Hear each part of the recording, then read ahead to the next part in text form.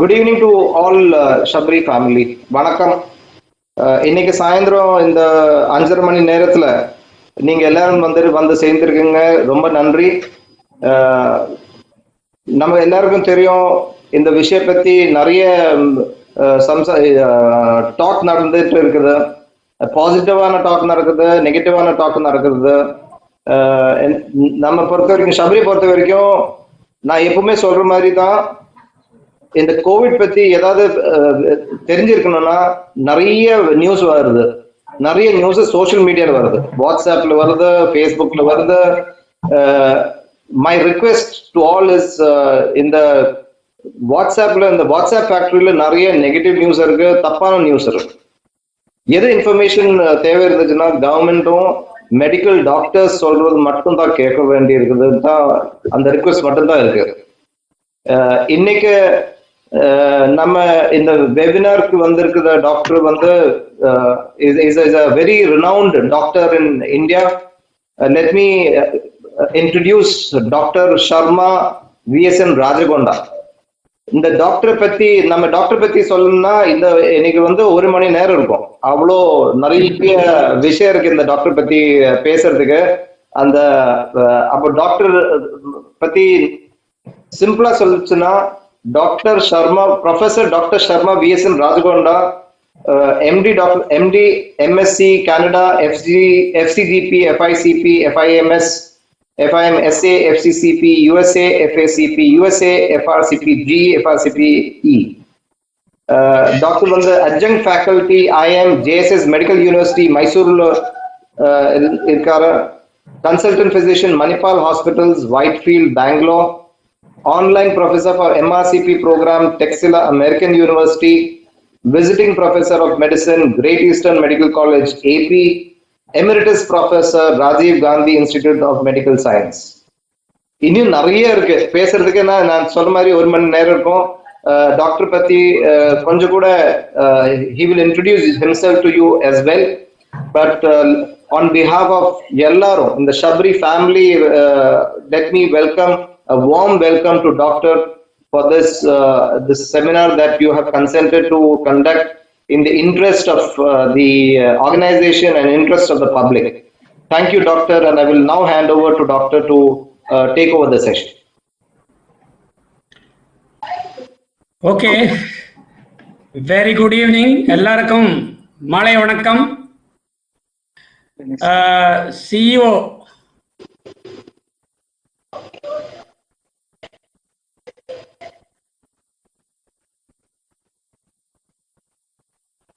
எல்லாருக்கும் மாலை வணக்கம்.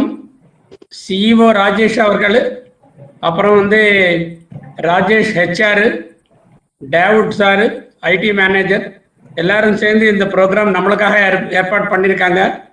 இப்போ என்னை பற்றி நிறைய விஷயங்கள் சொன்னாங்க, அது ரொம்ப முக்கியம் இல்லை. நான் இப்போ சொல்ல போகிற விஷயங்கள் தான் ரொம்ப முக்கியம். எதனாலன்னா, அவர் 2 வார்த்தை சொன்னார். ஒன்று வந்து மெடிக்கல் எக்ஸ்பர்ட்ஸ் சொல்றது எடுத்துக்கோங்க, அதே மாதிரி கவர்மெண்ட் சொல்றது எடுத்துக்கோங்க, மற்ற விஷயங்களையும் எடுக்க வேண்டாம் என்ற விஷயம் சொல்லியிருக்காங்க. I hope David sir recording start பண்ணியிருக்காங்கன்னு நினைக்கிறேன். David, have you started the recording? Sana, yes sir. Doubt வரல, இது வரல, சாட்ல தான் வந்துட்டு இருக்கு. இந்த ப்ரோக்ராம்ல யாருக்காவது டவுட் இருந்தா அங்க கொஸ்டின் ஒன்னு இருக்கு இல்லையா, கொஸ்டின் இருக்கிற இடத்துல டைப் பண்ணுங்க. இங்கிலீஷ்ல வரலன்னா தமிழ் இங்கிலீஷ்லயே டைப் பண்ணுங்க, நான் ரீட் அவுட் பண்றேன், டாக்டர் ஆன்சர் பண்ணுவாரு. ஏதாவது சொல்லணும்னா சாட்ல சொல்லுங்க. கொஸ்டின்ஸோ டவுட்ஸோ இருந்ததுன்னா கொஸ்டின் இருக்கிற பட்டன்ல பிரஸ் பண்ணுங்க. Okay? Yes doctor. Record start பண்ணீங்களா? Yes sir, record start sir. Okay. Now let me go through this and let us put off the other videos and only the speaker's video will be there.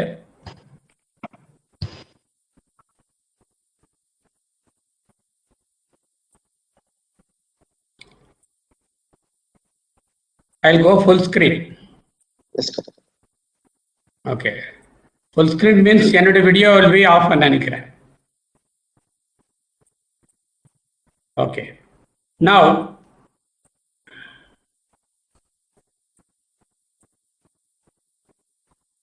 இப்போ வந்து COVID-19 home care and monitoring.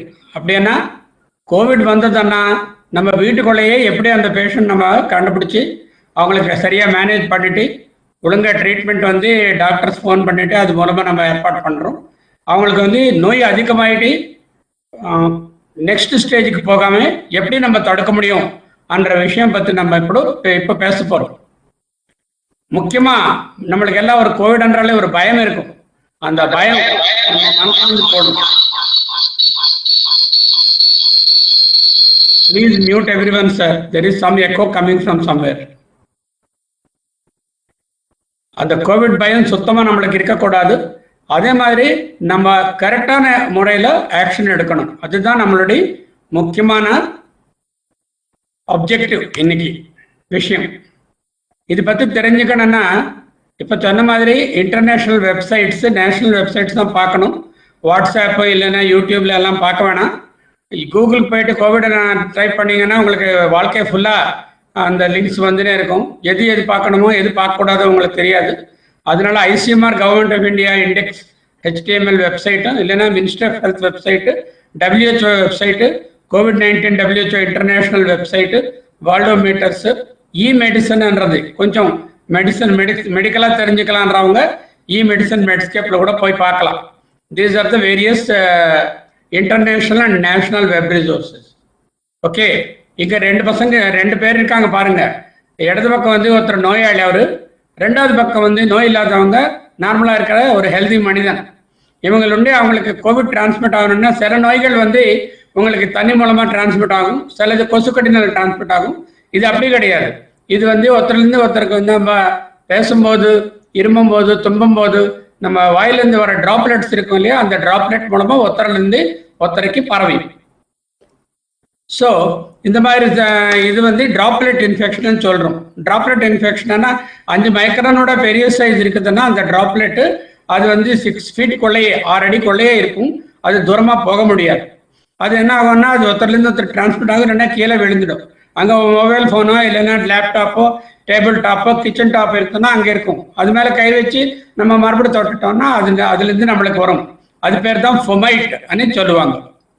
Okay, but ஏரோசால்ன்றது நீங்கள் கேள்விப்பட்டிருப்பீங்க. ஏரோசால்னா இந்த கிருமி வந்து காற்றுல பரவியாது, சாதாரணமாக பரவ முடியாது அந்த காற்றுல. எதனாலன்னா இது பார்ட்டிகல் சைஸ் வந்து ரொம்ப பெருசு, அங்கே ட்ராப் ஆகிடும். ஒவ்வொரு வேளை என்ன ஆகும்னா ஒரு AC ரூம்லையோ, ஒரு மால்லையோ, ஒரு சினிமா ஹால்லையோ, இல்லைன்னா ஒரு கல்யாண மண்டபத்திலையோ நம்ம ஒரு க்ளோஸ்டு ரூமில் மாட்டிட்டோம்னா அங்கே கோவிட் பேஷண்ட் யாராவது இருக்காங்கன்னா அவங்க இருப்புறாங்கன்னா அங்கே ஒரு ஏரோசால் ஜெனரேட் ஆகிறதுக்கு வாய்ப்பு இருக்குது. அப்போ ஏரோசால் டிரான்ஸ்மிஷன் எங்கே இம்பார்ட்டன்ட் நம்மளுக்கு? ஓன்லி வந்து க்ளோஸ்டு ஸ்பேசஸ், ஏதாவது மூடி வச்சிருக்கிற ஒரு ரூம்ஸ் இருக்கும் இல்லையா, அந்த மாதிரி உள்ள நம்ம லாக் ஆகிட்டு இருக்கும், AC பாயிண்ட் இருக்கும், எல்லா டோர் க்ளோஸ் ஆகிருக்கும். உள்ள வந்து மாலு, ரெஸ்டாரண்ட்டு, கல்யாண மண்டபம், தியேட்டர்ஸு, இந்த மாதிரி இடத்துல தான் அந்த மாதிரி வாய்ப்பு இருக்குது. Otherwise it is mainly A droplet infection. அது நம்மளும் தெரிஞ்சுக்க வேண்டியது. டிராப்லெட் இன்ஃபெக்ஷன் அப்போ எப்படி தடுக்கிறது? நம்பர் 1 வந்து 6 feet 6 அடி இல்லைன்னா 2 கஜம் டிஸ்டன்ஸில் இருக்கிறது ஆள்லேருந்து. ரெண்டாவது மாஸ்க் போட்டுன்னு இருக்கிறது. ஏதாவது ஒரு ஏரியா தொட்டுட்டோம்னா அங்கே கோவிட் இருக்குமான்னு டவுட்டாக இருக்கிறதுனால நம்ம கை வந்து சுத்தமாக வாஷ் பண்ணிக்கிறது. இந்த 3 வந்து நான் SMSன்னு சொல்லுவேன். எஸ்ன்னா சானிடைசேஷன் ஆஃப் த ஹேண்டு, எம்ன்னா மாஸ்க், இன்னொரு எஸ்ன்னா சோஷியல் டிஸ்டன்ஸ். ஆளுக்கு நடுப்பில் வந்து 2 மீட்டர் இல்லைன்னா 6 அடி டிஸ்டன்ஸ் வைக்கிறது. SMSன்றது ரொம்ப முக்கியம். நம்மளுக்கு இருக்கிற ஒரே ஒரு முக்கியமான தடுப்பு என்னன்னா இந்த SMS. ரெண்டாவது வந்து வேக்சின் எந்த வேக்சின் போட்டுக்கணும்னு கேள்வி கேட்கறத விட கவர்மெண்ட் கொடுத்த 2 வேக்சினும் ஒரே எஃபெக்டிவ்னஸ் தான் இருக்கு. எது போட்டுக்கினாலும் பரவாயில்ல, எது உங்களுக்கு அவைலபிளா இருக்குன்னா கண்டிப்பா அந்த வேக்சின் போட்டுக்கணும். அப்போ கோவிட் வின் பண்றதுக்கு நம்மளுக்கு இருக்கிற ஆயுதங்கள் என்னென்ன இருக்கு? 1 வந்து SMS, ரெண்டாவது வந்து வேக்சின் எதுக்கு? வராம தடுக்கிறதுக்கு. SMS எதுக்கு? எதிர்த்துல நம்மளுக்கு வரக்கூடாது, நம்மளுக்கு இருக்கிறது எதிர்த்த இருக்கிறவங்களுக்கு போகாம இருக்கிறதுக்கு தான். இந்த மாதிரி இந்த 2 முக்கியமா ஞாபகமா பிடிச்சிக்கோங்க. இங்க ஒரு கரு தெரியுது. அதுல என்னன்னா 0ன்றது வந்து கோவிட் என்னைக்கு இந்த கோவிட் சிம்டம்ஸ் ஸ்டார்ட் ஆகுதோ அதுதான் 0 நாள். அது வந்து நீங்க பல நாள் என்னைக்கு டெஸ்ட் பண்ணேன் அதுதான் முதல் நாள்னு நினைக்க கூடாது. சில பேர் வந்து ஃபர்ஸ்ட் டே டெஸ்ட் பண்ணுவாங்க, சில பேர் 5வது நாள் டெஸ்ட் பண்ணுவாங்க. அதனால டெஸ்ட் பண்ற டே வந்து நம்மளுக்கு கணக்கு கிடையாது. நம்மளுக்கு கணக்கெல்லாம் என்னன்னா அந்த 0 டே தான். எது என்னைக்கு நம்மளுக்கு வந்து ஒரு கோவிட் சிம்டம்ஸ் ஆரம்பமாகுதோ அதுதான் 0 டே. அங்கிருந்து 7 நாள் வரைக்கும் கோவிட் வந்து இந்த வைரஸ் எக்ஸ்கிரீட் ஆயின்னு இருக்கும். ஒரு 40% குறையும் ஒரு வாரத்துக்குள்ள. 2 வாரத்துக்குள்ள 95% சுத்தமாக குறைஞ்சு போயிடும். அதனால நான் 14 நாள் ஆனது அந்த ஆள் வந்து இன்னொருத்தருக்கு வந்து அது டிரான்ஸ்மிட் பண்ண முடியாது. சில பேர் வந்து ஒரு ஸ்மால் பர்சன்டேஜ் 21 நாள் வரைக்கும் எக்ஸ்கிரீட் பண்ண முடியும். அதனால நம்ம ஐசோலேட் பண்ணும்போது கோவிட் பேஷண்ட்டுக்கு பாசிட்டிவ் இருக்கிறவங்களுக்கு 14 days from the first day of symptom. ஆனால் முதல் நாள் என்னைக்கு சிம்டம் ஆரம்பமாகுதோ அன்னைக்குலேருந்து 2 வாரம் வரைக்கும் அவங்கள வந்து தனியாக ஒரு ரூம்ல டோர் மூடிக்கினு விண்டோ மட்டும் திறந்துக்கினு உள்ள படுத்துக்கணும். அவங்க டாய்லெட் வேறு, அவங்க சாமான் வேறு, அவங்க சாப்பிட்ற பிளேட் வேறு, குடிக்கிற தனி டம்ளர் வேறு, எல்லாம் வேறேவா இருக்கணும். நம்ம கூட அவங்க வரக்கூடாது. 2வது வந்து மாஸ்க் கட்டிக்கணும். இது எப்போதுலேருந்து இது வைரஸ் நம்மளுக்கு டிரான்ஸ்மிட் ஆகும்னா நம்மளுக்கு சிம்டம் ஆரம்பம் ஆகிறதுக்கு வந்து ஒரு 4-5 நாள் முன்னாள் இருந்து கூட டிரான்ஸ்மிட் ஆகலாம். அதனால என்னன்னா ஒரு குடும்பத்தில் ஒருத்தர் பாசிட்டிவ் இன்னைக்கு சிம்டம் வந்ததுன்னு நினச்சிக்கோங்க, ஃபீவர் காஃப் இதை வந்ததுன்னு நினச்சிக்கோங்க. அப்படின்னா 2-3 நாள் முன்னாலே அவங்கள மற்றவங்களுக்கு கொடுத்துன்னு இருப்பாங்க. அதனால வேறு யாருக்காவது கூட வரத்துக்கு கண்டிப்பாக வாய்ப்பு இருக்கு. அதனால வீட்டில் இருக்கிற எல்லாரும் டெஸ்ட் பண்ணிக்கிறது ரொம்ப நல்லது. ஓகே, நார்மலாக இருக்கிறவங்க எந்த சிம்டமும் கிடையாது, டெஸ்ட்டும் பண்ணல, ஹெல்த்தியாக இருக்கிறவங்க அது ஓகே. செகண்ட் ஸ்டேஜ் என்னன்னா ஏசிம்டமேட்டிக் கோவிட். அப்படின்னா இவங்களுக்கு எந்த விதமான பாதிப்போ உடம்பு வலி, ஜரமோ, காய்ச்சல் எதுவுமே இருக்காது. ஆனால் கோவிட் டெஸ்ட் பண்ணால் பாசிட்டிவ் வருது. இந்த மாதிரி கேசஸ் வந்து எசிம்டமேட்டிக்னு சொல்கிறோம். 3வது வந்து ப்ரீசிம்டமேட்டிக். அப்படின்னா அவங்களுக்கு சில சிம்டம்ஸ் இருக்கு, டெஸ்ட் கொடுத்துருக்காங்க, ரிப்போர்ட் வரல, 1 நாள் 2 நாள் 3 நாள் கூட ஒரு வாட்டி ஆகலாம். அந்த ரிப்போர்ட் வர வரைக்கும் அவங்களுக்கு ப்ரீ சிம்டமேட்டிக்னு சொல்லுவாங்க. அதுக்கப்புறம் முக்கியமான ஸ்டேஜ் வந்து மைல்டு இல்னஸ். ஆனால் லேசான மூக்கு வாயில இருக்கிற கோவிட். இது மூக்கு கோவிட் எல்லாம், வாய் கோவிட் எல்லாம், இதுல மைல்டு இல்னஸ் ஆர் ILI சொல்லுவாங்க. ILI influenza like illness. இதனுடைய லட்சணங்கள் என்னன்றது கொஞ்ச நேரத்தில் நம்ம பார்ப்போம். இந்த ILI 100 பேர் கோவிட் அட்டாக் ஆகுதுன்னா 90 பேர் வந்து ILIல தான் இருப்பாங்க.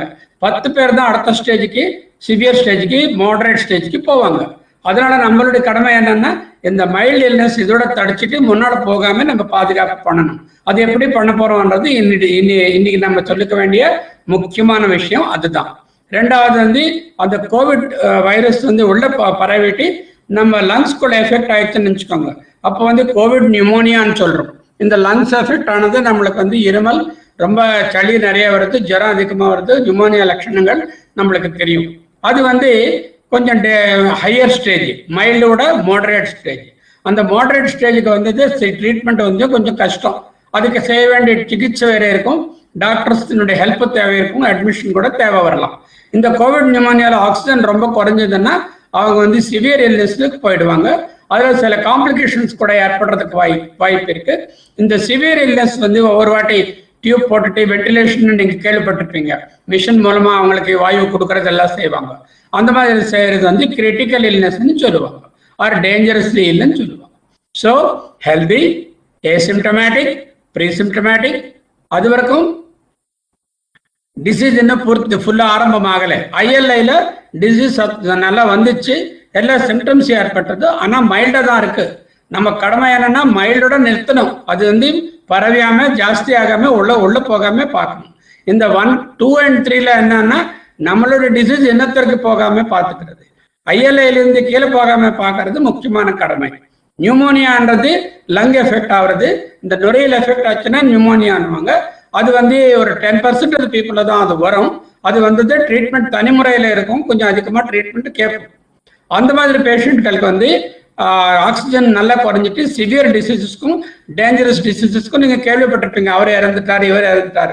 அது வந்து ரொம்ப கம்மி. இந்தியாவிலேயே மொத்தம் நம்மளுக்கு வந்து கிட்டத்தட்ட நம்மளுக்கு இப்போதைக்கு எத்தனை இன்ஃபெக்ஷன்ஸ் இருக்கு இந்தியாவில்? Nearing around 3 crores infection, 2.7 crores of people, 2.7 கோடி ஜனங்களுக்கு வந்து கோவிட் இப்போ வந்துருது இது வரைக்கும். அதில் வந்து 1.16%.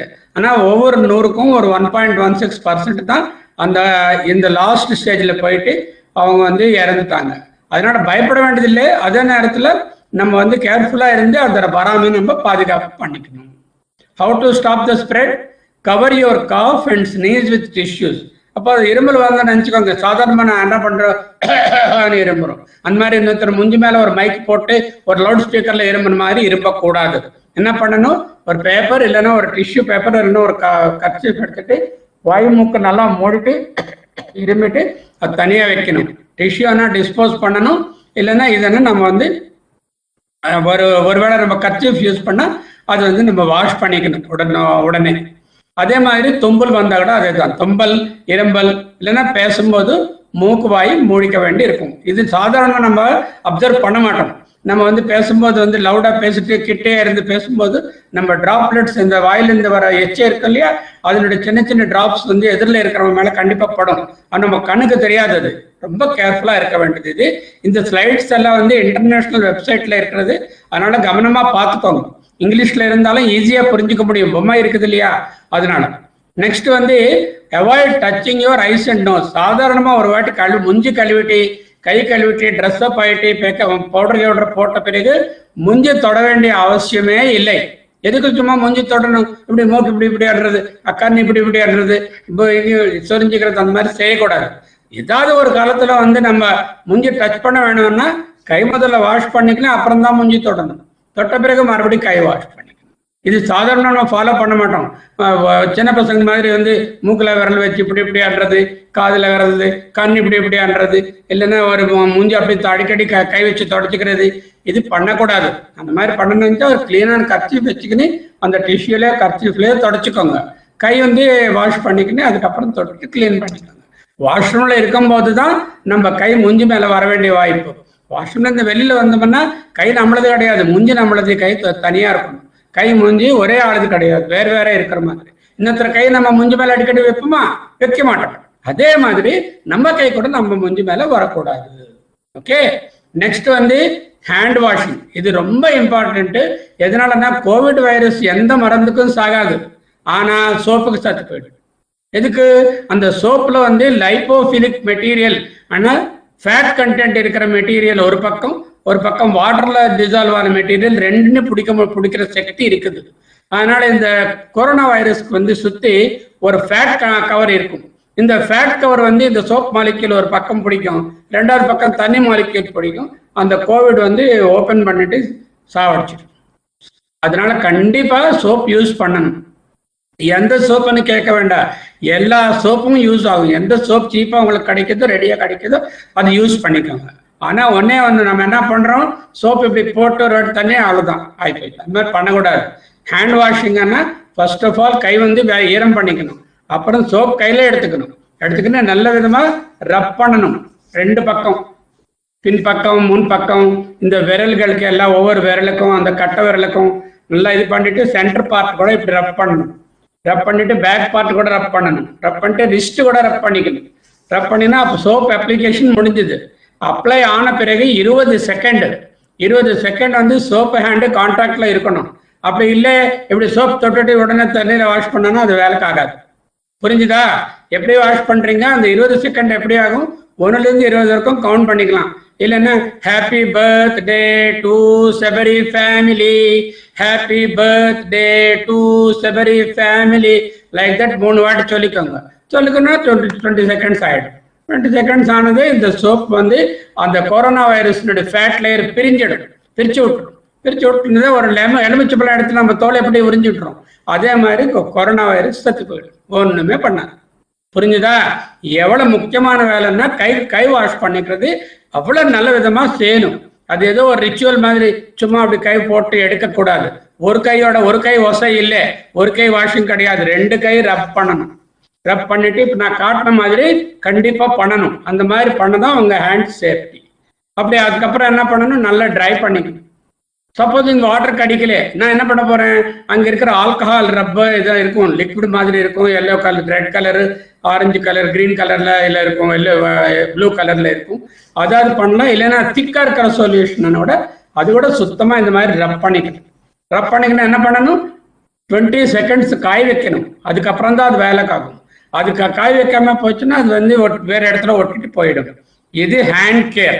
This is called sanitisation. So எஸ்ல முதல் பாகம் இது. ரெண்டாவது பாகம் என்னன்னா அதான் இந்த ஹேண்ட் வாஷிங் அந்த பையன் பாருங்க, சோப் அப்ளை பண்றாங்க, அதுக்கப்புறம் வந்து அவங்க சோப் 2 பக்கம் அப்ளை பண்ணாங்க, விரல் நடுத்துல அப்ளை பண்ணாங்க, பின்பக்கம் அப்ளை பண்ணாங்க, கட்ட விரல் கூட அப்ளை பண்ணியிருக்காங்க, சென்டர்ல அப்ளை பண்ணாங்க, ரிஸ்டண்ட் அப்ளை பண்ணாங்க, அப்பதான் வாஷ் பண்ணியிருக்காங்க. எப்போ வாஷ் பண்ணணும்? எப்போ சாப்பிட்டு போறீங்களோ அதுக்கு முன்னால, சாப்பிட்ட பிறகு. அதே மாதிரி எப்போ இரும்புல தும்புல வந்ததுன்னா அப்போ, டாய்லெட் போயிட்டு வந்த பிறகு, விளையாடும் போது, இல்லைன்னா இந்த பெட்ஸ் வந்து நாய் இல்லைன்னா பூனை இதை கூட பெட்ஸ் வச்சுட்டுனா அப்போ கூட. இது ரெண்டும் அவ்வளோ இருக்காது. இதுதான் ஒரு டாய்லெட் போய் வரும்போது யூரின் ஆர் மோஷன் எதனா சரி, தும்பல் இரும்பல் வரும்போது அது கிளீன் பண்ணிக்கும் போது, அப்புறம் சாப்பிட்றதுக்கு முன்னால பின்னால. இது எத்தனை தடவை ஆகும் ஒரு நாளைக்கு? இது அட்லீஸ்ட் 3 வாட்டி. இது வந்து ஒரு லெட்ஸோ ஒரு 4-5 வாட்டி, 4, 3, 7 ஏது இது ஒரு 5 வாட்டி டாய்லெட் விசிட் பண்றீங்க யூரினுக்கும் மோஷனுக்கும். ஸோ 12 வாட்டி. 12 தடவை நீங்கள் டெய்லி வாஷ் பண்ணீங்கன்னா ஒவ்வொரு ஹவருக்கு ஒரு வாட்டி வாஷ் பண்ணுவீங்க. அதோட வேற என்ன தேவைப்படும்? எந்த கொரோனாவும் வராது. புரிஞ்சுதா? ஹேண்ட் வாஷிங்கு நம்ம எப்படி பண்ணணுன்றது பண்ணிட்டு பசங்க காட்டணும். முக்கியமா சர்வெண்ட்ஸ் இருந்தால் அவங்களுக்கு கூட காட்டணும். அவங்க ஒழுங்கா வாஷ் பண்ணிக்க மாட்டாங்க. அதனால 2வது வந்து how to use hand rub. Similarly 2 பக்கம் வந்து அந்த ஹேண்ட் ரப் யூஸ் பண்ணணும். எந்த பர்டிகுலர் கம்பெனி கேட்க வேண்டாம், எல்லாரும் நல்ல விதமாக தான் தயார் பண்ணியிருக்காங்க. அது லிக்விட் பேஸ்டா இருக்குன்னா பரவாயில்ல, இல்லைன்னா கொஞ்சம் அது வந்து நம்மளுக்கு திக்கா இருக்கிற மெட்டீரியல் மாதிரி இருந்தா கூட பரவாயில்ல. ஓகே, நவ் நெக்ஸ்ட் வந்து பார்க்க வேண்டியதுன்னா, ஃபர்ஸ்ட் வந்து என்ன பண்ணிட்டோம், கம்ப்ளீட்டா சானிடைஸ் பண்ணிட்டோம். 2வது வந்து ஹேண்ட் ரப் யூஸ் பண்ணிட்டோம். அப்புறம் எந்தெந்த சர்ஃபேஸ் நம்ம யூஸ் பண்ண போறோம்? இந்த டேபிள் டாப்பு, லேப்டாப்ஸ், முக்கியமா mobile phone, kitchen tops, dining table, எங்கெங்க உட்கார போறோமோ அது, ஹேண்டில்ஸ் ஆஃப் த சேர்ஸ், இது சரியான சொல்யூஷன் போட்டு கிளீன் பண்ணணும். எத்தனை வாட்டி? ஒரு நாளைக்கு 2 வாட்டி 3 வாட்டி கூட அந்த சொல்யூஷன் அடிச்சு கிளீன் பண்ணிக்கோங்க. முக்கியமா மொபைல் போன். உங்க மொபைல் போன் வேற யாருக்காவது கை கொடுக்க கூடாது. இன்னொருத்தர் மொபைல் போன் எடுத்துக்கின்னு நீங்க பேசக்கூடாது. எதனாலன்னா அந்த மொபைல் போனுக்கு எல்லா ரகமான கிருமிகளும் ஒட்டின்னு இருக்கும். அதே மாதிரி bathroom door handles, main door handle கண்டிப்பா நம்ம கிளீன் பண்ண வேண்டியிருக்கும். புரிஞ்சுதா? நெக்ஸ்ட் வந்து வீட்டில் தான் இருக்கணும். ஒரு வாட்டி ஒருத்தருக்கு வந்து எதனா கோவிட் வந்தது, இல்லைன்னா கோவிட் தடுச்சுக்கணும்னா முடிஞ்ச அளவுக்கு வீட்டில் இருக்க வேண்டியது தான். வெளியில போக வேண்டிய வேலை இருக்குதுன்னா அதுக்கு தகுந்த ப்ரொடெக்ஷனோட போகணும். வீடு தான் எல்லாத்தோட சேஃபஸ்ட் பிளேஸ். நெக்ஸ்ட் வந்து மாஸ்க் வேர் பண்ணணும் போது நிறைய பேர் நம்ம பார்க்குறோம். இப்போ மாஸ்க் யூஸ் பண்ண சுத்தமா தெரியவே தெரியாது. ஒருத்தரை வந்து எந்த இடத்துல போடுறாங்க, ஒருத்தரை வந்து காதுக்கு போட்டு அப்படியே தொங்க விடுறாங்க, ஒருத்தர் கழுத்துல தொங்க விடுறாங்க, ஒருத்தர் வேற எங்கெங்க மாட்டிக்கிறாங்க. ஒன்னே புரிஞ்சுக்கோங்க, நம்ம வெளியில போகும்போது நம்மளுடைய பிரைவேட் பார்ட்ஸ் கவர் பண்ணாம நம்ம வெளியில போகுமா? போருமா? நம்ம பிரைவேட் பார்ட் கவர் பண்ணாம ஒழுங்கா சட்டை புடவை கட்டிக்காம ரோட்ல போக முடியுமா? போக மாட்டோம் இல்லையா? இப்ப பிரைவேட் பார்ட் என்ன? மூக்கு வாய் தான் பிரைவேட் பார்ட். இது கரெக்டா மூடி வச்சுட்டு இருந்தா கொரோனா வரவே வராது. இது பிரைவேட் பார்ட்டா ட்ரீட் பண்ணுங்க. மூக்கு வாய் வெளியில போகணும்னா செருப்பு எப்படி போட்டுக்கிறீங்களோ, ட்ரெஸ் எப்படி போட்டுக்கிறீங்களோ, மூக்கு வாய் சுத்தமா ப்ராப்பரா கவர் ஆகணும். இந்த மூக்குல இருந்து இப்படி கவர் ஆயிட்டு அந்த கிளிப் ப்ரெஸ் பண்ணிட்டு ஓரளவுக்கு வந்து ஃபர்மா ஃபிக்ஸ் ஆயிருக்கணும். ரொம்ப டைட்டா இருந்தா மூச்சு வராது, ரொம்ப லூஸா இருந்தா பிரயோஜனம் இருக்காது. அப்புறம் அது யூஸ் பண்ற மாஸ்க் வந்து ப்ராப்பரா டிஸ்போஸ் ஆஃப் பண்ணணும். ஒரு வாட்டி மாஸ்க் போட்டின பிறகு மாஸ்க் தொடக்கூடாது. மாஸ்க் மேலதான் வைரஸ் எல்லாம் டிபாசிட் ஆயிருக்கும். அந்த முன்பாகம் வந்து தொடவே கூடாது. புரிஞ்சுதா? நெக்ஸ்ட் வந்து எது பண்ணக்கூடாது, அந்த கீழ்ச்சி போன மாஸ்க் போட்டக்கூடாது, மாஸ்க் சென்டர் பார்ட்டை தொடக்கூடாது, அப்புறம் கீழே தள்ளிட்டு போடக்கூடாது. கரெக்டா மூக்கு வாய் மூடி இருக்கிற மாதிரி இருக்கணும். இது நான் ஷேர் பண்றேன் இந்த ப்ரெசன்டேஷன். ஸோ தட் நீங்க ஒன்னொன்னா படிச்சு பார்க்கலாம். முக்கியமான 3 சிம்டம்ஸ் சொல்லுங்க பார்க்கலாம். ஒன்று வந்து காய்ச்சல், 2வது வந்து இருமல், 3வது வந்து மூச்சு எடுக்கிறது கஷ்டம், மூச்சு வாங்குதுன்னுவீங்க. இந்த 3ல ஏதோ ஒரு சிம்டம் இருந்தாலும் கொரோனா ஆகிறதுக்கு இந்த பேண்டமிக்ல நிறைய வாய்ப்பு இருக்கு.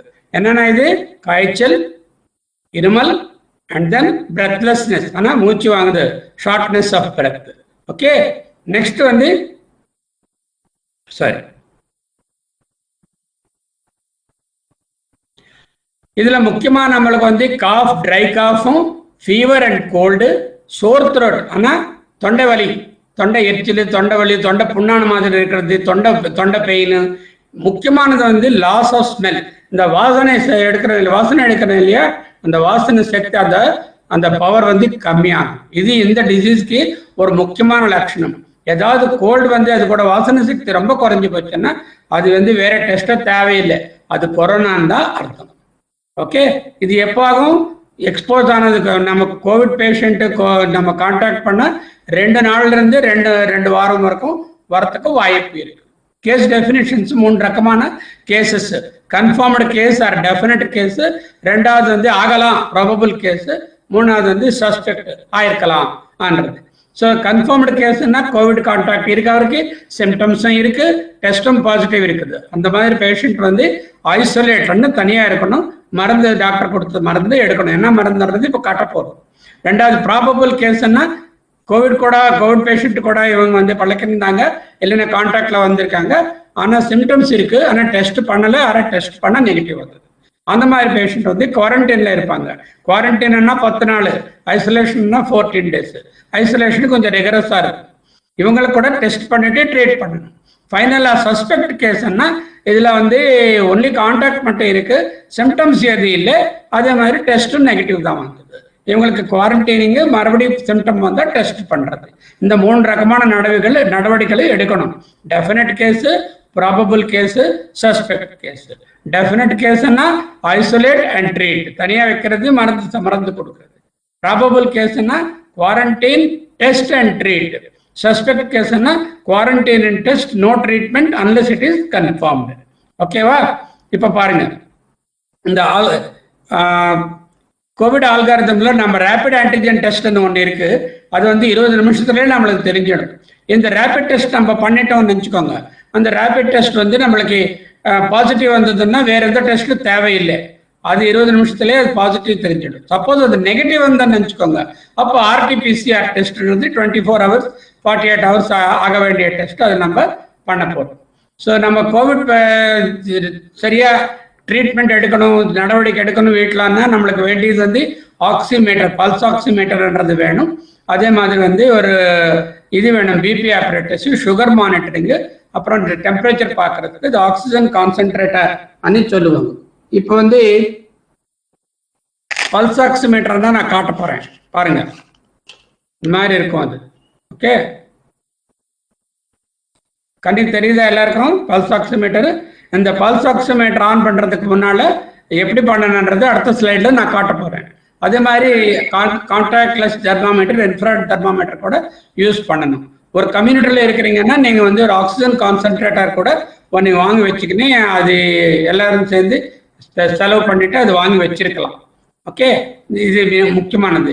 ஒரு ஃபேமிலி மெம்பர் குடும்பத்தில் யாரோ ஒருத்தர் ப்ரெசன்டிவ் ஆர் கன்ஃபார்ம்டு கேஸ் ஆச்சுன்னா என்ன பண்ணணும், ஒவ்வொரு விஷயம் புரிஞ்சுக்கோங்க. ஹோம் ஐசோலேஷன், தனியாக அவங்களுக்கு வந்து வேற ரூம்ல படுக்க வைக்கணும். Start on the home care guidelines, இப்போ சொல்ல போகிற விஷயங்கள் அது கரெக்டாக புரிஞ்சுக்கின்னு அந்த ட்ரீட்மெண்ட் கொடுக்கணும். N95 மாஸ்க்னு இருக்கும். பேஷண்ட் வந்து N95 மாஸ்க் தான் யூஸ் பண்ணணும். யாராவது அவங்களுக்கு வந்து உதவி பண்ணுறவங்க இருப்பாங்க, கேர் கிவர்ஸ், அவங்க வந்து மெடிக்கல் மாஸ்க் இருக்கும், இந்த கிரீன் கலராக நீங்கள் பார்ப்பீங்க, அந்த மாஸ்க் யூஸ் பண்ணுவாங்க. இல்லைன்னா கிளாத் மாஸ்க் டபுளாக கூட போட்டு யூஸ் பண்ணிக்கலாம். மைனஸ் மானிட்டர் த சிம்டம்ஸ், 3 வாட்டி ஒரு நாளைக்கு வந்து சிம்டம்ஸ் மானிட்டர் பண்ணணும். என்னென்ன சிம்டம்ஸ் பார்க்கணும்? ஃபீவர் எப்படி இருக்குது, மூச்சு வாங்குதா, இல்லைன்னா SpO2 அவ்வளோ. Trace if the patient has any contact with the Covid patient. அதே மாதிரி இவர் கூட கான்டாக்ட் வந்தவங்களுக்கு எல்லாம் கூட டெஸ்ட் பண்ணுறதுக்கு ஃபோன் பண்ணி சொல்லணும், ஐயா எனக்கு வந்து இந்த மாதிரி வந்தது, நீங்கள் கூட டெஸ்ட் பண்ணிக்கோங்கன்னு சொல்லுது. Home care guidelines, general measures, what to to. Medications as per guidelines, இப்போ கொடுத்த பிரகாரமா மெடிகேஷன் எடுத்துக்கிறது. பிளெயின் வாட்டர், சாதாரண சுத்தமான தண்ணி, RO வாட்டர் இல்லை ஃபில்டர்டு வாட்டர் போட்டுட்டு நல்லா பாயில் பண்ணி ஸ்டீம் இன்ஹலேஷன் எடுக்கணும். அது கூட நான் காட்ட போறேன். இந்த ஸ்டீமர்ன்றது இந்த மாதிரி இருக்கும். இது ஓப்பன் பண்ணிட்டா உங்களுக்கு வந்து கீழே அதுல வந்து இதுல வந்து நீங்க தண்ணி ஃபீல் பண்ணுவீங்க. அதுல அளவு இருக்கும், அந்த அளவு மார்க் வரைக்கும் தண்ணி, சுத்தமான தண்ணி யூஸ் பண்ணணும். இது டைரக்டா டேப்ல இருந்து வர ஓவர் தண்ணி யூஸ் பண்ணக்கூடாது. அதுல கிருமிகள் நிறைய இருக்கும், அது சரியா கிளீன் பண்ண மாட்டாங்க. இதுல வந்து தண்ணி போட்டுட்டு அந்த தண்ணி அதுல ஃபில் பண்ண பிறகு இந்த மேலே இருக்கிற இந்த ஹீட்டர் பார்ட் அதுல வந்து ஃபிக்ஸ் பண்ணணும். ஃபிக்ஸ் பண்ணிட்டா அதுக்கு ஒரு பிளக் வைக்கலாம். இந்த பிளக் வச்சுட்டா என்ன ஆகும், ஆட்டோமேட்டிக்கா இது இந்த பிளக் போட்ட உடனே இதுல இருக்கிற தண்ணி வந்து பாயில் ஆரம்பிக்கும். இதுல இருந்து தண்ணி ஆவிர் வரும், இந்த வேர்வை வரும். அதுக்கு வந்து இந்த மாதிரி ஒரு பாக்ஸ் இருக்கும். அது வந்து சுத்தமாக இப்படி வச்சுக்கின்னு இந்த மாதிரி வச்சு நம்ம வந்து இன்ஹேல் பண்ணணும். எவ்வளோ நேரம் பண்ணணும்? குறைஞ்சது 5 நிமிஷம், maximum 10 minutes 3 times a day இந்த மாதிரி ஸ்டீம் இன்ஹலேஷன் பண்ணிட்டா கோவிட்னுடைய இதுல இருந்து நம்ம தடுச்சுக்கலாம். ரெண்டாவது வந்து த்ரோட் கார்கிலிங், உப்பு தண்ணி எடுத்துட்டு வாய்க்குள்ள போட்டு நல்லா ஒரு 5 மினிட்ஸ் வாயில வச்சுக்கிட்டு சுத்தமா துப்பணும், ஒரு நாளைக்கு 3 வாட்டி. அப்புறம் நிறைய தண்ணி வாட்டர்கள் குடிக்கணும்.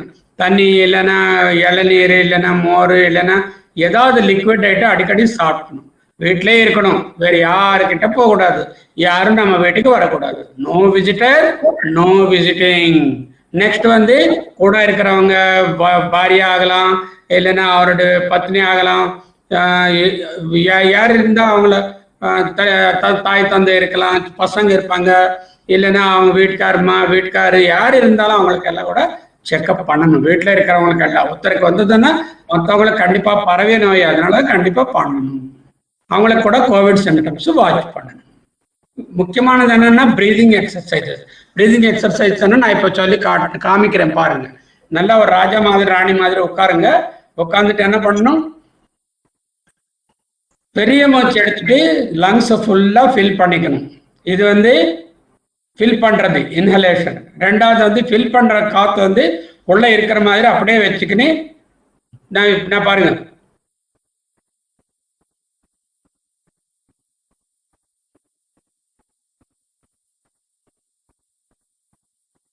எட்டு கவுண்ட் வர வரைக்கும் அந்த இது வச்சு அப்புறம் விடணும். இந்த மாதிரி ஒரு மினிட்டுக்கு ஒரு 5-6 வாட்டி அந்த மாதிரி ஒரு 5 minutes morning, 5 minutes afternoon, night 4-5 முறை அது மாதிரி பண்ணிட்டீங்கன்னா ஒவ்வொரு வாட்டி ஒரு 5 to 15 டைம்ஸ் பண்ணிங்கன்னா நல்லா லங்ஸ் எக்ஸ்பேண்ட் ஆகும். ரெண்டாவது பசங்க விளையாடுவாங்க இல்லையா, பலூன்ஸு, அந்த பர்த்டேக்கெல்லாம் கட்டுவீங்க, ஹாப்பி பர்த்டேக்கு, அந்த பலூன்ஸ் கொஞ்சம் பெரிய சைஸ் பலூன் வாங்கி வச்சுட்டு பெலூன் ஊதுறது, அந்த மாதிரி ஊதுனா லங் கெப்பாசிட்டி வரும். மூணாவது வந்து உங்களுக்கு வந்து இது ஒரு சின்ன இன்ஸ்ட்ருமெண்ட் மாதிரி இருக்கும். இதில் 3 பால்ஸ் இருக்கும். இது ஒரு டியூப் இருக்கும். சுத்தமாக கிளீன் பண்ணிட்டு இந்த டியூப் இந்த பால்ஸ் மேலே வர மாதிரி இந்த மாதிரி சக் பண்ணிட்டு அந்த பால் மேலே ஏறும். இந்த எக்ஸசைஸ் கூட ரெகுலராக பண்ணிங்கன்னா உங்களுக்கு வந்து லங் சக்தி இன்க்ரீஸ் ஆகும். என்னது ஃபர்ஸ்ட் வந்து சொன்ன மாதிரி பிராணாயாமம் மாதிரி மூச்சு எடுக்கிறது, விடாம தடுக்கிறது, அப்புறம் விடுறது. That is called puraka, kumbhaka, rechaka. Puraka is filling, kumbhaka is holding, rechaka is exhalation. Inhalation, breath holding, exhalation. ரெண்டாவது பலூன் எக்ஸசைசஸ். மூணாவது ரெஸ்பிரேட்டர். நாலாவது நான் கோவிட்ல இருக்கிறேன், ரூம்ல இருக்கேன், நான் வாக்கிங் பண்ண ரூமுக்குள்ளேயே வாக் பண்ணா 10 அடி ரூம் இருக்கும் இல்லையா, 10 அடி ரூம்ல இந்த பக்கம் அந்த பக்கம் இந்த பக்கம் அந்த பக்கம் போயினே இருக்கணும். எவ்வளவு நேரம்? காலையில ஒரு 15 நிமிஷம், மத்தியானம் 15 நிமிஷம், சாயந்தரம் 15 நிமிஷம், சாதாரண ஸ்பீட்ல. ரெண்டாவது ப்ரோன் பொசிஷன். நான் பொம்மை காமிக்கிறேன். இப்படி நம்ம மேலாக படுக்கும்போது என்ன ஆகும்னா லங்ஸ் எக்ஸ்பேண்ட் ஆகாது. இப்படி கவுந்து படுத்தோம்னா இந்த லங் எக்ஸ்பேன்ஷன் நல்லா வரும். இந்த கவுந்து பொசிஷன்ல ரொம்ப நேரம் படுக்க முடியாது. மொத்தத்துல ஒரு 20% ஆஃப் டைம், 6 மணி நேரம் 8 மணி நேரம் நம்ம தூங்குறோம்னா 1 மணி நேரம் 2 மணி நேரமாவது கவுந்து இருக்கிற பொசிஷன்ல, இல்லைன்னா இடது பக்கம் இல்லைன்னா வலது பக்கம் படுக்கணும். அது prone. Okay. 6 minute walk test. 6 minute walk டெஸ்ட்னா இது முதல்ல பார்ப்போம் எவ்வளோ இருக்குதுன்னு ரீடிங்கு. 95, 96, 97 எவ்வளோ இருக்கும். அப்புறம் 6 மினிட் வந்து நல்ல ரூம்குள்ள வாக்கிங் பண்றோம். சாதாரண வாக்கிங் தான், ரொம்ப ஓட வேண்டிய அவசியம் இல்லை. 6 மினிட் ஆன பிறகு மறுபடியும் செக் பண்ணுறோம். செக் பண்ணிட்டா இதுல ரீடிங் கம்மி ஆகக்கூடாது. அது 3% கம்மி, அதிகமாக கம்மி ஆயிடுச்சுன்னா அப்போ உடனே ப்ராப்ளம் வர்றதுக்கு வாய்ப்பு இருக்கு. என்ன பண்ண போறீங்க? ஜெனரல் மெஷர்ஸ் மருந்து கரெக்டா எடுக்கிறது. பிளெயின் வாட்டர் ஸ்டீம் இன்ஹலேஷன் காமிச்சிட்டேன்னு இன்ஹேலர் அதை வச்சு பண்றது. வாய் உப்பு தண்ணியில கிளீன் பண்ணிக்கிறது. நிறைய தண்ணி திரவ பதார்த்தங்கள் குடிக்கிறது. வீட்டில் இருக்கிறது. வேற யாரும் கான்டாக்ட் பண்ணாம இருக்கிறது. வீட்டில் இருக்கிற அத்தனை பேரும் டெஸ்ட் பண்ணிக்கிறது. கோவிட் சிம்டம்ஸ் எதுனா ஜெனரேட் ஆகுதுன்னு மற்றவங்கள கூட பார்க்கறது. அது இல்லாம இந்த சிகப்பு கலர்ல காமிச்சது ரொம்ப முக்கியம். பிரீதிங் எக்ஸசைசஸ், பிராணாயாமம் அதை சொன்னேன், பலூன், ரெஸ்பிரேட்டர், அந்த 3 பால்ஸ், ரூம் வாக்கிங்கு, கவுந்து படுக்கிறது, 6 மினிட் வாக். இது பண்ணீங்கன்னா கோவிட் இருந்தாலும் எல்லாமே இருந்தாலும் கூட இது எப்பவுமே நம்மளுக்கு உபயோகம் தான். நம்ம உடம்புக்கு வந்து நல்லது தான். இது வந்து நல்ல ஆரோக்கியம் கொடுக்கும். முக்கியமா கோவிட் இருக்கும்போது இது பண்ணிட்டீங்கன்னா மைல்டு டிசீஸ்ல இருந்து மாடரேட் டிசீஸ்க்குள்ள நீங்க போக மாட்டீங்க. மைல்டு டிசீஸோட தடுத்துக்குன்னு வெளியில வந்துடுவீங்க. Okay, so then what are the 3 things? S sanitization, M mask, and S social distance. SMS எல்லாம் SMS அனுப்புவீங்க இல்லையா, அது கிடையாது. இந்த SMS ஞாபகம் வச்சுக்கோங்க, கண்டிப்பா ஃபாலோ பண்ணணும் SMS. நெக்ஸ்ட் வந்து எப்படி இது நம்ம இது இப்போ ஆக்சிமீட்டர் பண்றது? ஆக்சிமீட்டர்னா இது நெயில்ஸ் சுத்தமா நெயில் பாலிஷ் கீல் பாலிஷ் எதுவுமே இருக்கக்கூடாது. சாதாரணமாக இருக்காது. சின்ன லேடிஸ்க்கு எதுனா பாலிஷ் இருந்தால் அந்த எந்த விரல் செக் பண்ணுறோமோ அது கிளீன் பண்ணிடணும் பாலிஷ். அப்புறம் ஒரு வாட்டி வந்து வார்ம் பண்ணிக்கணும். கோல்டாக இருக்கிற ஹேண்ட் மேலே பார்க்கக்கூடாது. வார்ம் பண்ணிட்டு ரெஸ்ட் எடுக்கணும். 5 நிமிஷம் வந்து கை வந்து ஹார்ட் மேலே இருதயத்து மேலே வச்சு ஒரு ப்ராமிஸ் பண்ணும்போது கை எப்படி வைப்பேனா அந்த மாதிரி வந்து இப்படி வச்சுக்கணும். ஒரு 5 minutes ரெஸ்ட் எடுத்த பிறகு இது ஆன் பண்ணிட்டு இந்த மிஷினை அதுக்கு வந்து நம்ம கனெக்ட் பண்ணணும். கனெக்ட் பண்ணிட்டு அப்படி வெயிட் பண்ணணும். அதான் 1 minute ஆச்சுன்னா அது வந்து ரீடிங் கொடுக்க ஆரம்பிக்கும். கொஞ்ச நேரம் வெயிட் பண்ண பிறகு நம்மளுக்கு ரீடிங் ஸ்டெபிலைஸ் ஆகும். அப்போ வந்து அந்த ரீடிங் உங்களுக்கு தெரிவிப்பாரு. ரீடிங் தெரியும். 98, 84. 98ன்றது வந்து உங்களுக்கு பெரிய லெட்டர்ல இருக்கிறது ஆக்சிஜன் ரீடிங்கு, சின்ன லெட்டர்ல இருக்கிறது வந்து ஹார்ட் ரீடிங். இந்த ரெண்டு ஒரு பேப்பர்ல நோட் பண்ணணும். Okay, first clean the hands and then rub them and then 5 minutes rest, put it onto the finger, wait for 1 minute, settle reading settle ஆகணும். அப்புறம் அது பார்த்து நோட் பண்ணி வச்சுக்கணும். ஒருவேளை அது 94 குறைஞ்சதுன்னா கண்டினியூஸா அது டேஞ்சர், உடனே நம்ம ஆக்ஷன் எடுக்கணும். இது ப்ரோன் சுப்பைன் பற்றி சொல்றேன் இல்லையா, நம்ம மேலாக படுக்கும்போது இந்த ஹார்ட்னுடைய வெயிட்டு இந்த லங் மேலே பட்டு லங் வந்து எக்ஸ்பேண்ட் ஆகாது. உட்காரும் போது கூட லோயர் பார்ட் ஆஃப் லங் சரியா எக்ஸ்பேண்ட் ஆகாது. நம்ம கவுந்து படுத்தோம்னு நினச்சிக்கோங்க, ஹார்ட் முன்னால் வந்து ஃப்ரண்ட் சைடில் வந்துடும். அதே மாதிரி லிவர் வெயிட்டு கூட எப்டமின் அது பெட் மேலே வந்துடும். அப்போ லங்ஸ் ஃப்ரீயாக எக்ஸ்பேண்ட் ஆகிறதுக்கு இருக்கு. இந்த ஆள் படுத்துன்னு இருக்காரு பாருங்க, எப்படி படுத்துன்னு இருக்கும்போது 85, கவுந்து படுத்துன்னு இருக்கும்போது 95. இந்த மாதிரி this is the best thing. Oxygen நம்மளுக்கு தேவைப்படுதுன்னா ஆக்சிஜன் மிஷின் வச்சு வைக்கிறதுக்கு முன்னாலேயே இது ரொம்ப உபயோகமாக இருக்கும். இது கூட நான் ஷேர் பண்ணுறேன். இந்த ப்ரெசன்டேஷனை நீங்கள் கண்டிப்பாக பார்க்கலாம். Okay, sorry.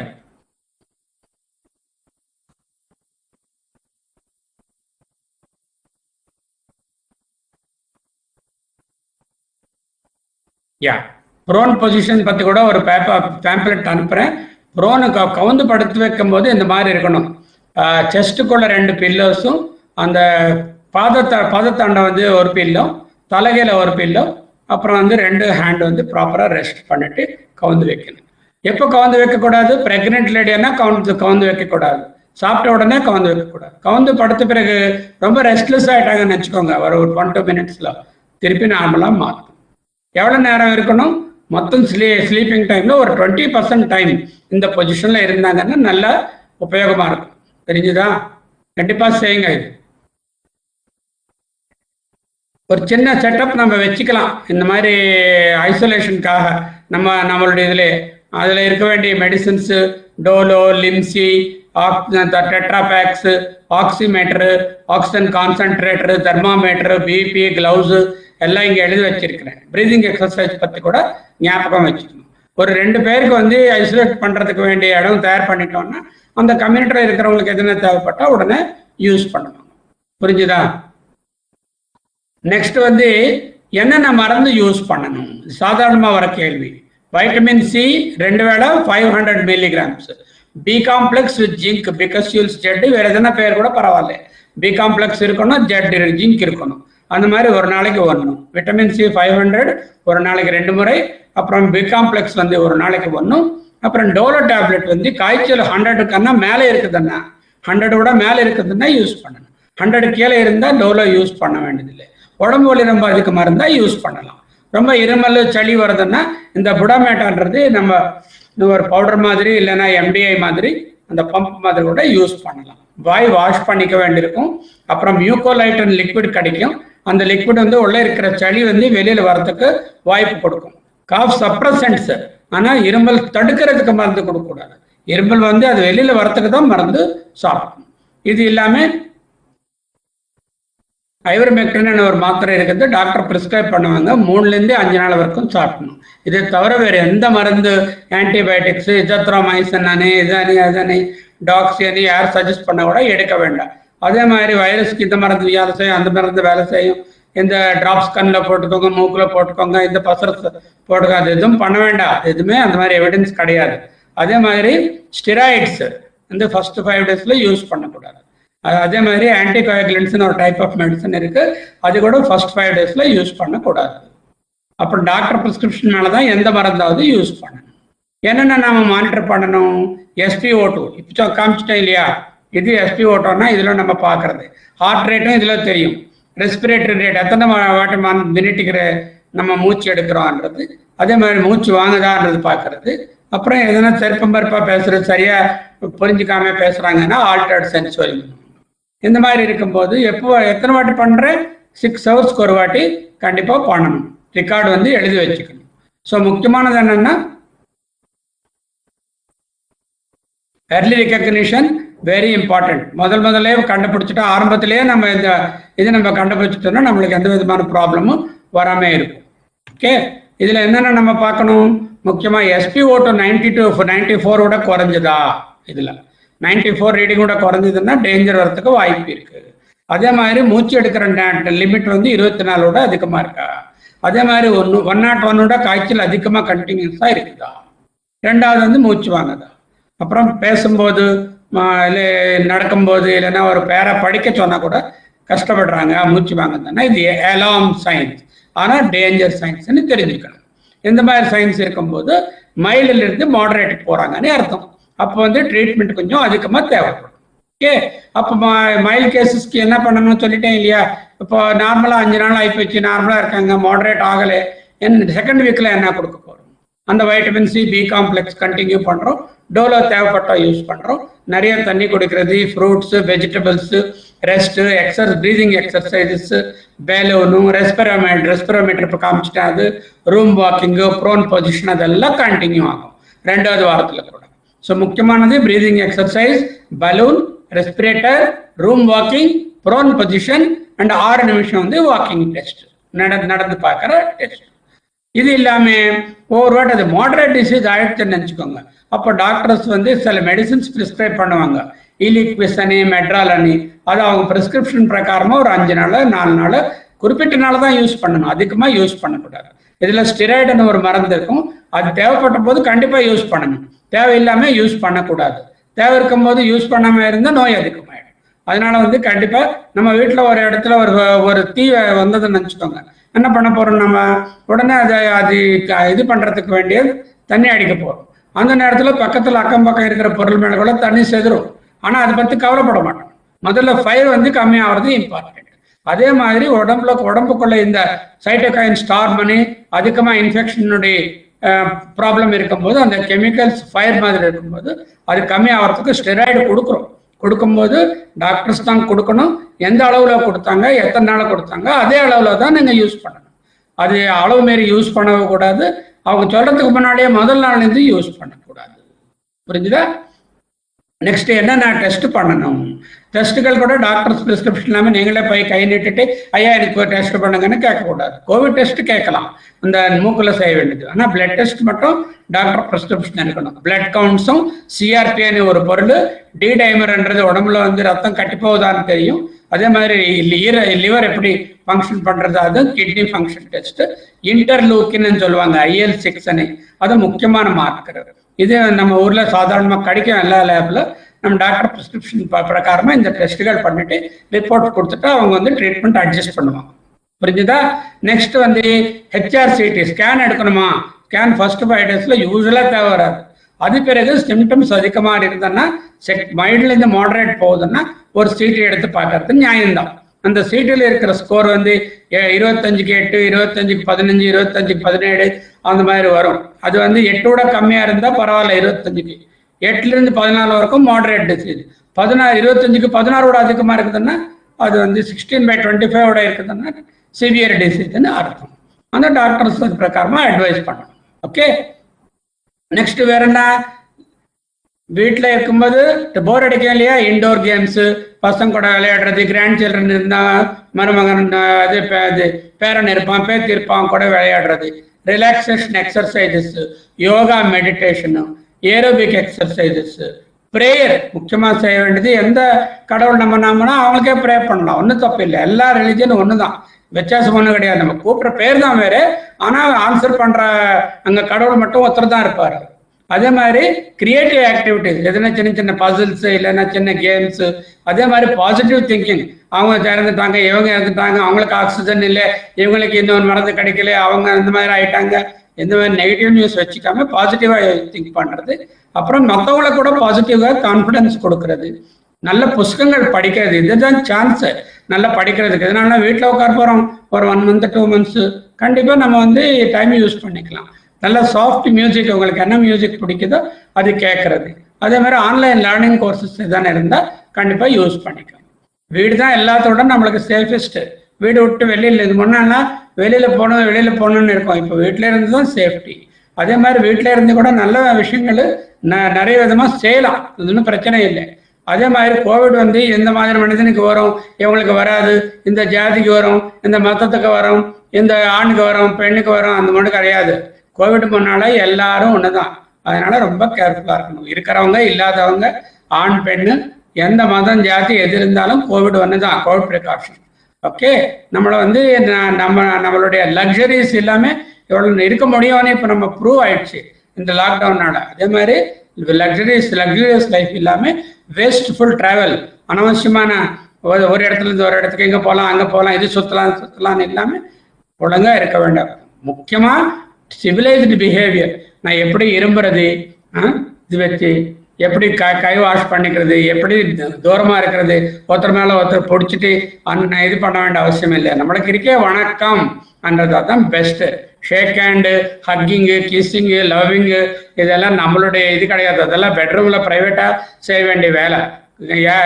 யாருக்கு கண்டுபிடிச்சா அவங்க கூட அந்த மாதிரி நம்ம மிக்ஸ் பண்ணக்கூடாது, தூரம் வைக்கணும். ஓகே, இதனால என்ன ஆகும், கொரோனா இல்லை மற்ற டிசீசஸ் கூட கம்மியாகும். இந்த மாதிரி இருக்கும்போது நம்ம வந்து இப்போ கிட்டத்தட்ட நம்ம அவ்வளோ 6:30 மணி ஆகுது, 5:30 நம்ம ஸ்டார்ட் பண்ணிட்டோம், 6:30 பரவாயில்ல, 45 நிமிஷம் நம்ம ஸ்பெண்ட் பண்ணிட்டோம். இது வேஸ்ட் ஆகாது. இந்த மாதிரி இருக்கும்போது நம்ம பேசிங்கன்னா நல்ல விஷயங்கள் உங்களுக்கு புரியும். இந்த கொஞ்சம் சில கோல்டன் ரூல்ஸ் சொல்ல போகிறேன் பாருங்க. முக்கியமாக வேக்சின் பற்றி நிறைய ப்ராப்ளம்ஸ்கள் இருக்குது. எல்லார் மைண்டில் விட வேக்சின் போட்டுக்கலாமா வேண்டாமா முதல் கேள்வி. ரெண்டாவது கேள்வி வந்து வேக்சின்னால சைடு எஃபெக்ட் வருதா, இல்லைன்னா வேக்சின்னால அநேகமாக பாதிப்பு வருமா. மூணாவது வந்து இந்த வேக்சின் போடலாமா அந்த வேக்சின் போடலாமா, எவ்வளோ நாள் இது ப்ரொடெக்ஷன் இருக்கும், எவ்வளோ டியூரேஷனில் போடணும், நிறைய கேள்வி. அதுக்கு வேணும்னா இன்னொரு மீட்டிங் எப்பாது பேசலாம். இருந்தால் கூட ஒரே ஒரு முக்கியமான ரூல் என்னன்னா, நம்மளுக்கு இருக்கிற பிரத்யேகமான ஆயுதங்கள் 2 தான். ஒன்று வந்து எஸ்எம்எஸ், வீட்டில் இருக்கிறது, நோ விசிட்டர் நோ விசிட்டிங். அப்புறம் மூணாவது வந்து இந்த வேக்சின், தடுப்பூசி. நம்ம வந்து பசங்களுக்கு தடுப்பூசி கொடுக்குறோமா இல்லையா, போலியோ கொடுக்குறோம், அப்புறம் டிபிடி கொடுக்குறோம், ஹெப்படைட்டிஸ் கொடுக்குறோம். அதே மாதிரி கொரோனா தடுப்பூசி கூட அதே மாதிரி தான். இதனுடைய சைடு எஃபெக்ட் ரொம்ப ரொம்ப ரொம்ப ரொம்ப கம்மி. 1 மில்லியன் பேருக்கு வேக்சின் கொடுத்தாங்கன்னா ஒரு 4-5 பேருக்கு சைடு எஃபெக்ட் வர்றது கஷ்டம். இப்போ இந்தியாவில் இது வரைக்கும் எத்தனை கோடி வேக்சினேஷன் பண்ணாங்களோ தெரியுமா உங்களுக்கு? 30 கோடி வேக்சினேஷன் கொடுத்துருக்காங்க, 30 crores. இந்த 30 crores சைடு எஃபெக்ட் ப்ரொஃபைல் வந்து எவ்வளோ கம்மியான கணக்கு இல்லாத அளவு கம்மி, அவ்வளோ ஸ்மால். ஒரு பர்வதம் இருக்குது இல்லையா, ஒரு பெரிய மழை பர்வதம் இருக்குதுன்னா அது கொரோனா வேக்சினோட பெனிஃபிட் என்ன, ஒரு சின்ன இது இருக்கும், அந்த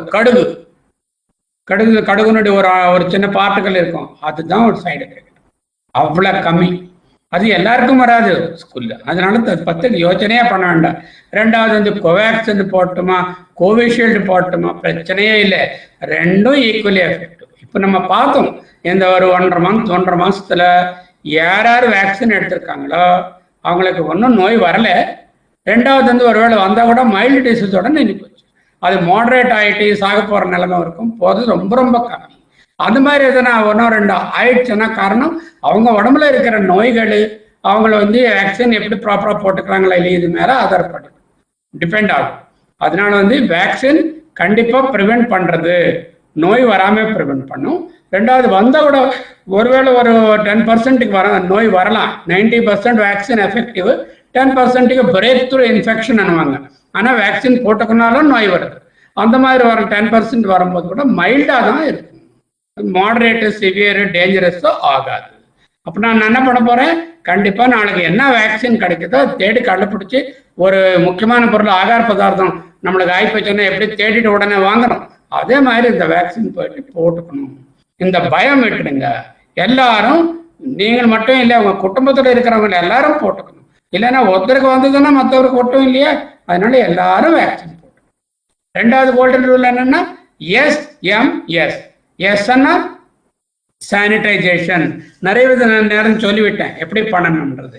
ரெண்டாவது வாஷ் பண்ணுறது அதெல்லாம். ரெண்டாவது வந்து மாஸ்க், ப்ராப்பராக மாஸ்க் போடுறது. மூணாவது சோஷியல் டிஸ்டன்சிங்.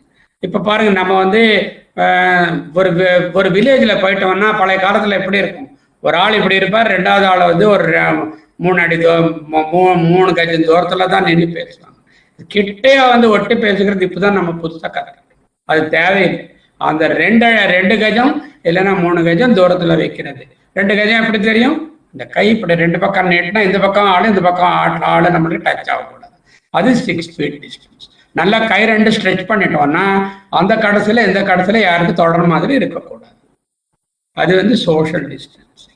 அப்புறம் நோ விசிட்டிங் ஃபார் அட்லீஸ்ட் 1-2 months until the pandemic second wave stops.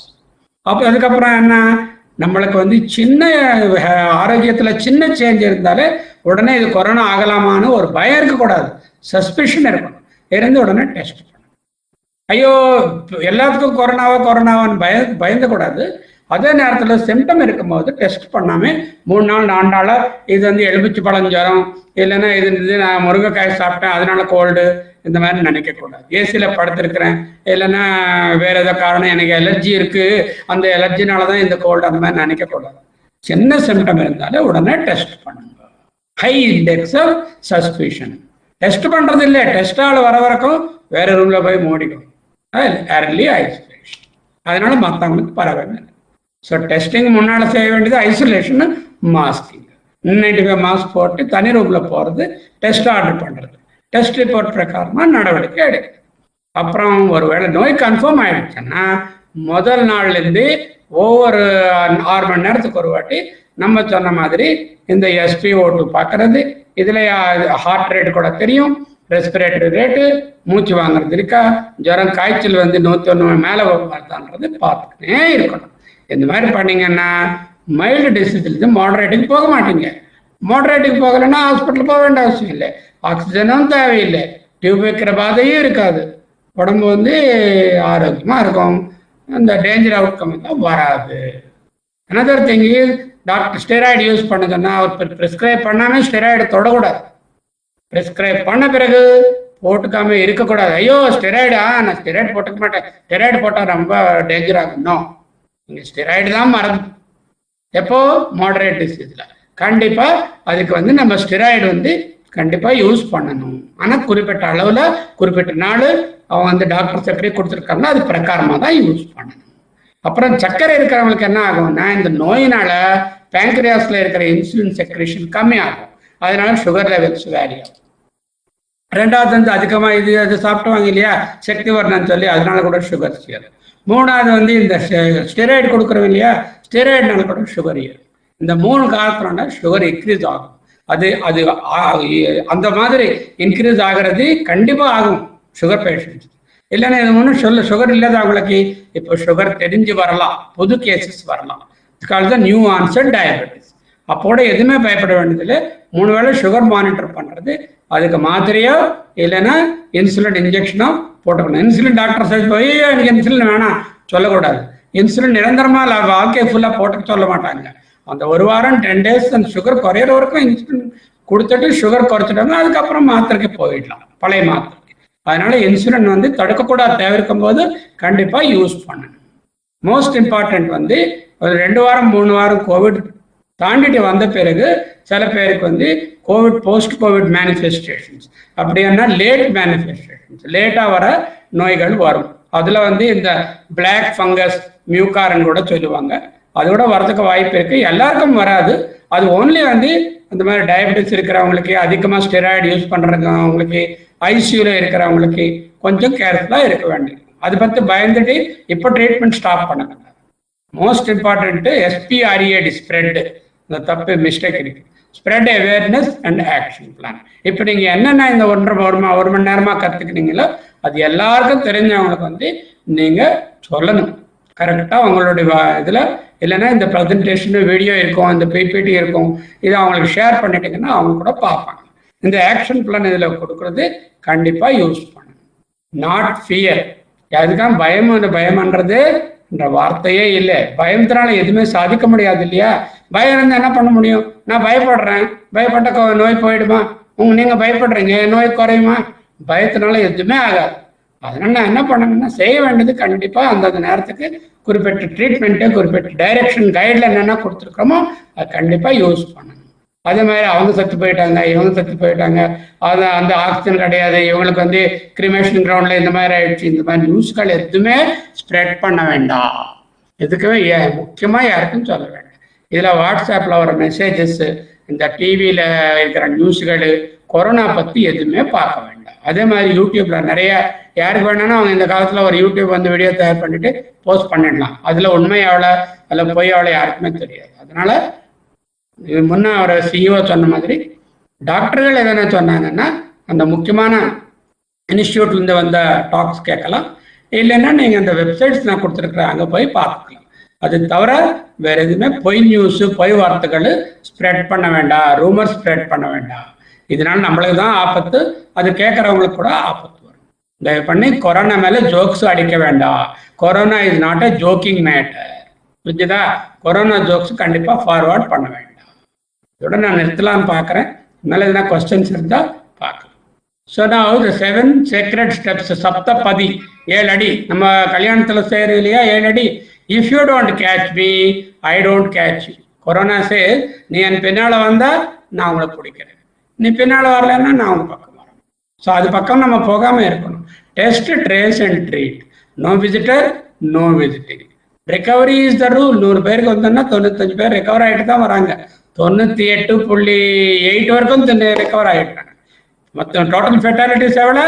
ஒரு 100க்கு வந்து 1.16 இந்தியாவில் ஃபெட்டாலிட்டி. மற்றவங்க எல்லாம் ரெக்கவர் ஆகிட்டாங்க. அதனால பயப்பட வேண்டியதில்லை. No panic, no fear and preparedness and vaccination. Most important, vaccine vaccine vaccine. SMS and taking all the precautions. Stay home, stay safe, stay healthy and ஒரு சிவிலைஸ்டு சிட்டிசனா, ஒரு நாகரிக மனுஷனா சோஷியல் ரெஸ்பான்சிபிலிட்டி இருக்கு. அது பிரகாரமா நம்ம நடந்துக்கணும். இர்ரெஸ்பான்சிபிளா எங்க பார்த்தாலும் துப்புறது, எங்க பார்த்தாலும் அங்கே இரும்புறது, இது சரியா கவர் பண்ணாம செய்யறது, இதுவும் பண்ணக்கூடாது. And bad news, negative news அந்த அன்கன்ஃபர்ம்டு நியூஸ் ஸ்ப்ரெட் பண்ணக்கூடாது. Believe me, even this will change means என்ன, கண்டிப்பா இது கூட மாறி போயிடும், இப்படியே இருக்காது, நல்ல நாள் வரும், கண்டிப்பா வந்துடும். அதனால என்ன ஃபெய்த்ல நீங்க இருக்கீங்களோ, இந்து ஆகலாம், முஸ்லீம் ஆகலாம், கிறிஸ்டின் ஆகலாம், ஜெயின் ஆகலாம், எது இருந்தாலும் அந்த கடவுளுக்கு நல்லா மனப்பூர்வமா ப்ரே பண்ணுங்க. நம்மளுடைய பவர் மேல இருக்கிறது ஆண்டவன் பவர். அந்த இறைவன் ஆண்டவன் பவருக்காக நம்ம கண்டிப்பா அவன் மேல வந்து நம்ம நம்பிக்கை வச்சு கூப்பிடுறது, ப்ரே பண்றது. நம்ம ப்ரே பண்றப்போ நம்ம மட்டும் கிடையாது, எல்லாரும் நல்லா இருக்கணும்னு ப்ரே பண்ணணும். அதனோட ஃபுல் நம்பிக்கையோட செய்ய வேணும். இதோட நான் நிறுத்துறேன். ஓகே, இந்த லாஸ்ட் ஸ்லைட். அண்ட் இதுக்கு என்ன, வணக்கம். இதுதான் வணக்கம் தான், நம்மளுக்கு கிரீட்டிங் கிடையாது. ஸோ இந்த மாதிரி நம்ம போயிட்டோம்னா கொரோனா கண்டிப்பாக நம்ம வின் பண்ண முடியும். வின் பண்ணிட்டோம். இதை மாதிரி யூஸ் பண்ணுறவங்க எல்லாம் வின் பண்ணிட்டாங்க. ஏன்னா கிட்டத்தட்ட இந்த ஒரு 40 நாளில் ஒரு 280 பேஷண்ட் ட்ரீட் பண்ணியிருக்கிறேன். ஒருத்தரோட எதுவுமே ப்ராப்ளம் வரல, எல்லாரும் ரெக்கவர் ஆகிட்டாங்க. சிலர் கொஞ்சம் ஆக்சிஜன் போட வேண்டி வந்தது, ஒரு 30-40 பேருக்கு அவங்க நார்மல் ஆகிட்டாங்க. ஆனால் யாருமே ஃபேட்டாலிட்டிஸ் எதுவுமே இல்லை. காரணம் முதல்ல ஆரம்பத்தில் பிடிச்சோம், அதே மாதிரி முதல்ல இருந்து ட்ரீட்மெண்ட் ஆரம்பிச்சிட்டும் அவன் நம்ம சொன்னபடியாக பண்ணியிருக்காங்க. அதுதான் காரணம். நீங்கள் கூட அந்த மாதிரி பண்ணுவீங்கன்னு எனக்கு நல்லா தெரியும். நீங்களாம் ஒரு ரெஸ்பான்சிபிள் கம்பெனியில் ஒர்க் பண்ணுறீங்க, ரெஸ்பான்சிபிள் ஃபேமிலிஸ் எல்லாம் இருக்கவங்களுக்கு உங்களுடைய ஹெல்த்து, அவங்களுடைய ஹெல்த்து உங்களுக்கு எவ்வளோ தேவை முக்கியம். அதில் இந்த நேரத்தில் எல்லாம் சொன்னபடி ப்ராப்பராக எடுத்துக்கினேன். தெரியலன்னா இன்னொரு வாட்டிக்கு கேட்டுட்டு அந்த விதமாக செய்கிறது ரொம்ப முக்கியமான மெசேஜ் இதோட நான் நிறுத்திடுறேன். நம்மளுக்கு இந்த ஒரு சந்தர்ப்பம் ஏற்பாடு பண்ணுற சபரி ஆர்கனைசர்ஸ் நம்ம வந்து ராஜேஷ் சிஇஓ அவர்களுக்கு, ராஜேஷ் வந்து ஹெச்ஆர் இருக்கிறார் அவர், அதே மாதிரி சானுல்லா டாவுட் அவர்களுக்கு ஐடி ட்ரைனருக்கும் இவங்களுக்கு எல்லாம் கூட நம்ம வந்து ரொம்ப மனப்பூர்வமான தன்யவாதங்கள் நன்றிகள் சொல்லிட்டு